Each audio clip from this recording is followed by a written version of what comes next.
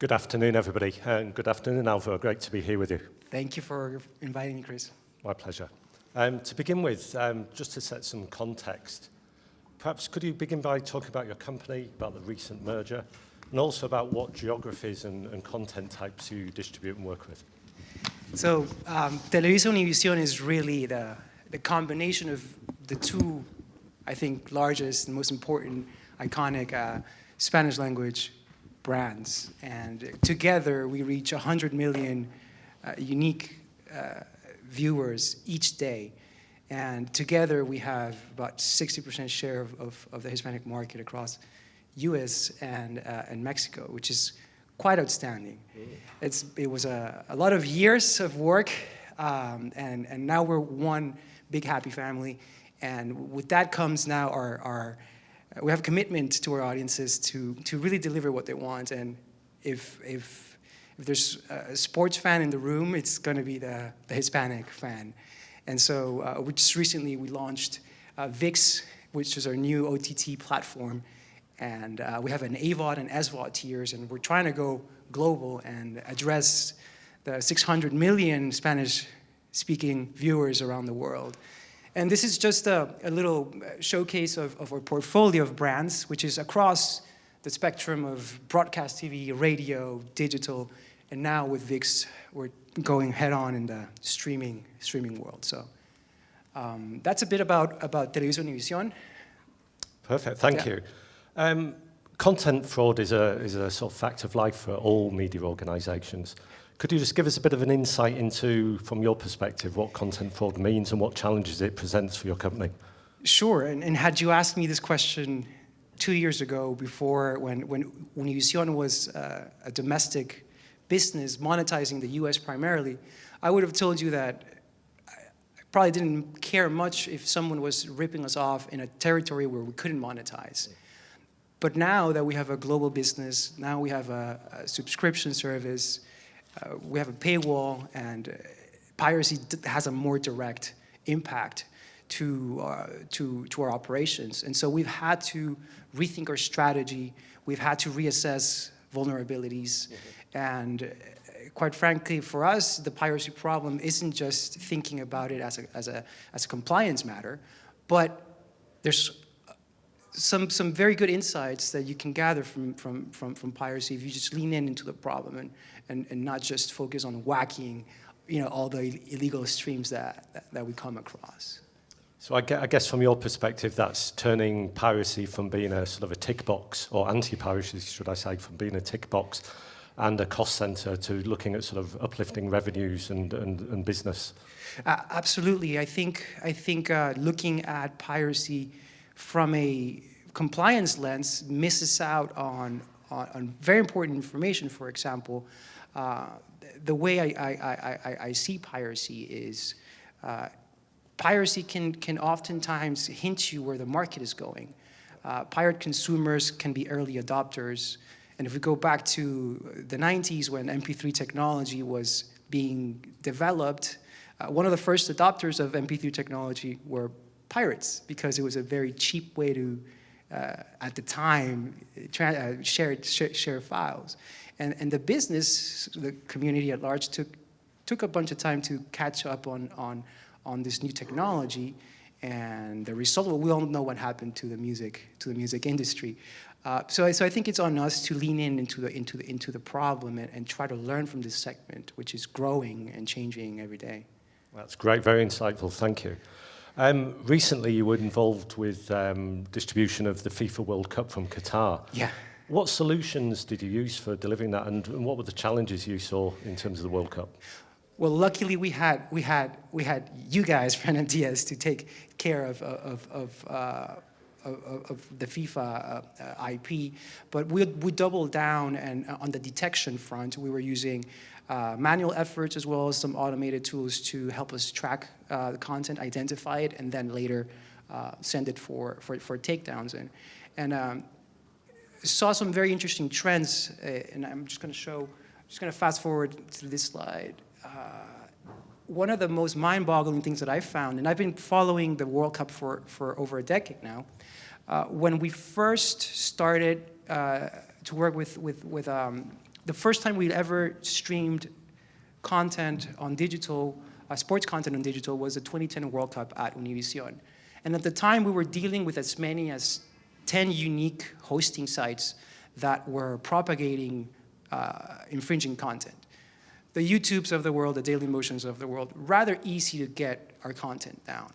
But as time progressed, 2014, we saw as many as 100 different unique hosting sites.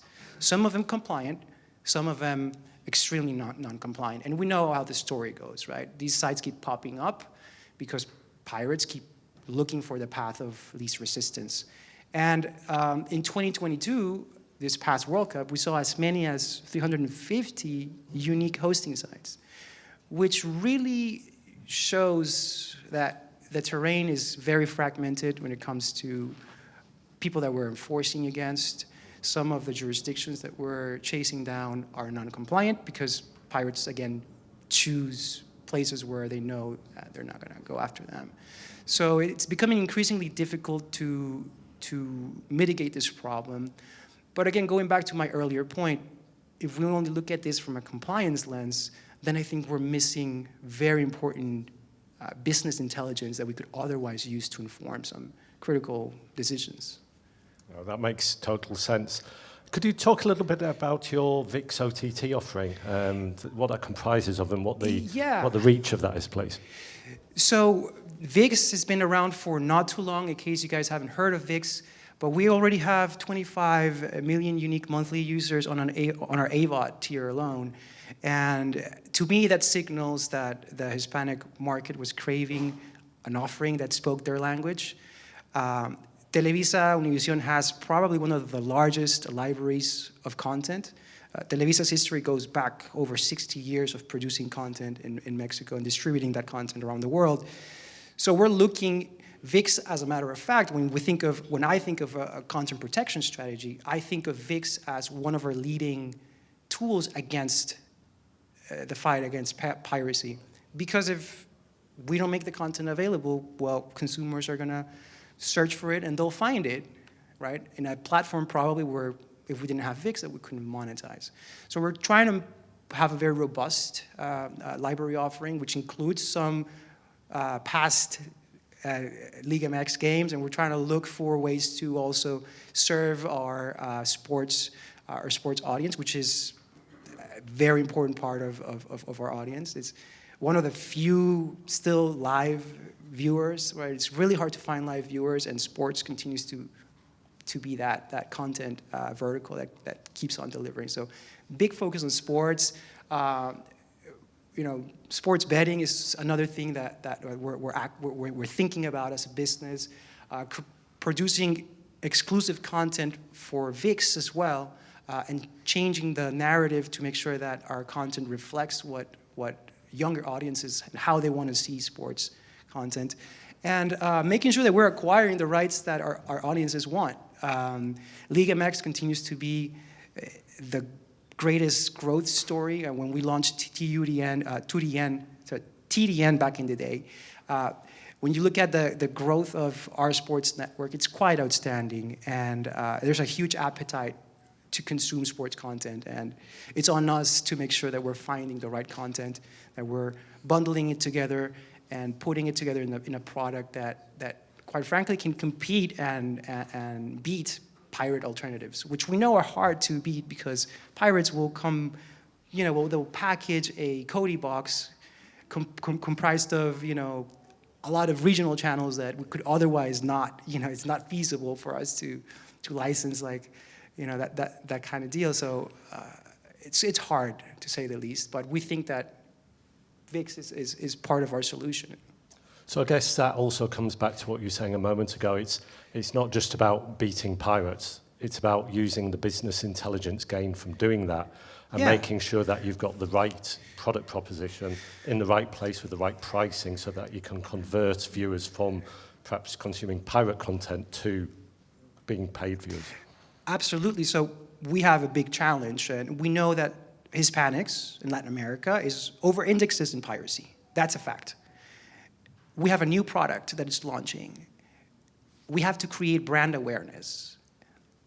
That is a marketing problem. And we think that, part of the problem is, yes, taking down content that is illegal, but let's retarget those confused consumers that may not know that VIX is around. Let's retarget people that think that they don't have legitimate alternatives, and let's make sure that they know that VIX is around and that they can consume content legitimately. So that's one different angle how we can look at piracy.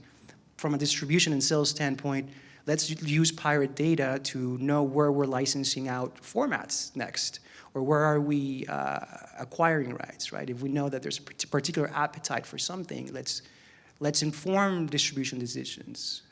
Content acquisition decisions can be informed as well. And certainly the compliance, the product design, right? Let's identify our vulnerabilities as a product, understand where leakage is coming from, so that we can build a product that's more resilient and more robust. We could easily just focus on compliance rates, and that story would be very grim, that compliance rates have historically been trending down. But again, that's missing a big portion of the picture. Yeah, that makes absolute sense. If we look at the future, and as you've just said, the sort of the landscape of illicit content distribution is perhaps increasing and evolving. What do you see the future holding for your business, and what do you see the future challenges in terms of that sort of business area? I think convincing Hispanic consumers or Spanish-speaking consumers in Latin America to adopt credit cards and pay with credit cards online is a big hurdle that we need to get through. Account sharing, definitely a big hurdle. Competing against these fully loaded black box offerings, that it's very difficult because rights are very expensive to secure and oftentimes sold at a sort of regional level. So we have to make sure that pirated devices and pirated offerings are not viable substitutes for our tools, so that we can continue to make sure that eyeballs come to us, so that we can monetize those viewers. So to me, it's a critical business challenge that requires collaboration with internal stakeholders across the board, with outside organizations and outside vendors, and the more that we can talk about the piracy problem, the more collectively we can help each other out to tackle it. And it's going to mean something different to me as a content creator, broadcaster, than if I'm a movie studio. That's a completely different way that the problem affects me, but it's good to talk about it. Yeah. And I guess it's recognizing as well that, irrespective of the architecture and the topology of a supply chain, with the different sort of CAS or DRM aspects, there is going to be leakage from that. It's a fact of life, and it's about accepting that, but at the same time working intelligently to sort of reduce that leakage. Yeah, piracy is a fluid problem. The pirate will learn and change and adapt and become resilient, and then you have to also change as you go. So we have to stay on our feet, and also, I think, take it as an opportunity to lean into the piracy problem, learn from who your next consumer could be, or that early adopter, right? And make sure that we're taking in all that data, not just whacking them. Right? Yeah. I know we have a few seconds left, and I'm not sure if there's any questions that we can take. You've got 35 seconds, so if anyone has a burning question to ask, or anyone want to put their hand up on this?